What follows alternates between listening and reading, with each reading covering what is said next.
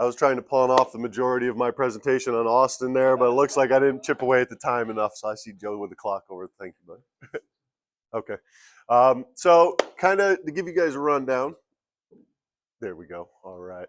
Part of my idea today was to come in and kind of explain the differences in the different contractor licensing that you have out there. You've got, to the avid homeowner and customer out there in the market may not understand the difference. And I went to do some research on it, and I actually was pretty disappointed to find that they've actually halved the requirements for what a CGC license is right now from the time that I actually went and got my license. So it's pretty devastated to find this out, to be honest with you. So moral of my story here is not all contractors are created equal, to be very honest with you. You have a CGC license, which is what I have, which is the highest license in the state of Florida. You have a CB license, and you have a CR license, which is a residential builder. But the general contractor requirements back 15 years ago when I got my license required a minimum of 8 years experience on 4 stories or higher as a superintendent or higher position. Part of that required a 5-year degree in either construction management or engineering, coupled with the field experience on 4 stories or higher. Today, the requirement is simply 4 years experience as a foreman or higher, which basically means you could be running a 3-man concrete crew and go out and get your license and start building homes for people. 4 stories or higher. So that was a little unsettling for me personally, especially all the work that we put in to get the license. So just keep in mind, again, all contractors are not created equal. We've been in business and successful for over 12 years now, and I think that's a testament to our background and our professionalism that we bring. Our company in particular, my personal experience, I started in the heavy industrial construction after years of working in the field myself personally on residential. And now I'm back kind of going full circle, and we're back into the residential commercial market out of the industrial stuff. Part of what I want to make a point today, it's kind of exciting the timing of this presentation, because we've been working on, my team and I for the last few months have been working on developing a system, standard operating procedure, that we're going to be implementing for homeowner projects. Over the years, we've always avoided homeowner projects, but we believe we've developed a system that's going to give that customer a real customer experience. Because the biggest thing you can think about when someone comes in to do a home addition or a full remodel is that you're basically disrupting their home. You're blowing their home apart. You're taking which is possibly their most cherished investment, and you're just destroying it for a quick minute before you put it back together.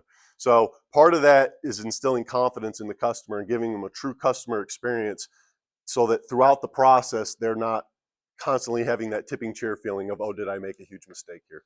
So me and my team have been developing over the last few months and hoping to launch here in the next coming weeks a process where we go out, we're using some software, we're using some different apps and things that we're implementing to do a very quick estimating and to provide a proposal with a set of drawings that matches up with the square footage and actual measurements and quantitative measurements that go against where your bid actually comes from.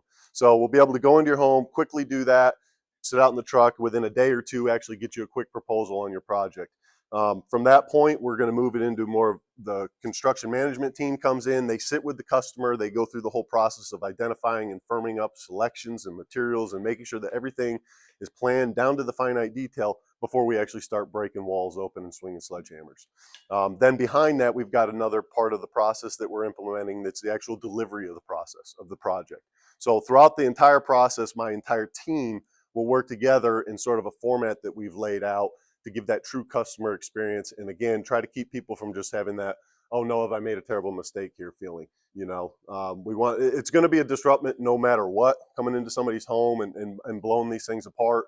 But the idea is that we're going to try to make it as painless as possible and actually make you feel rewarded and comfortable when the thing's over with. And hopefully good Google reviews, which is what we're shooting for on that. So if you go to the next slide, give you kind of a quick breakdown on something else that we currently have at the moment.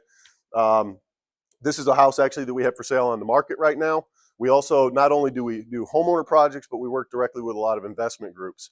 This is actually our own investment project that we took on. We bought this home and in 8 weeks did about $100,000 renovation on it, complete gut job. We bought it, closed on it. The next day we were in there doing demo.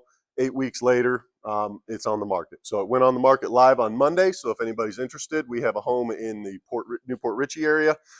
It's about a 2,000 square foot house, all new impact windows. new AC system, garage door, brand new kitchen. As you can see, it was in a little rough shape when we found it. 2 new bathroom renovations, a pool. I think it's really good.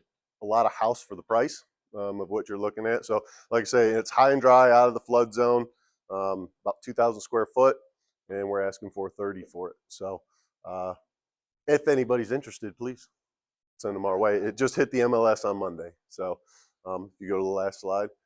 So lastly, that like I said, we're going after residential homeowner projects, and we believe we have a process that for that customer experience coming up here in the next coming weeks. But what we currently do in the moment is we do a lot of commercial work as well, light commercial, Department of Health.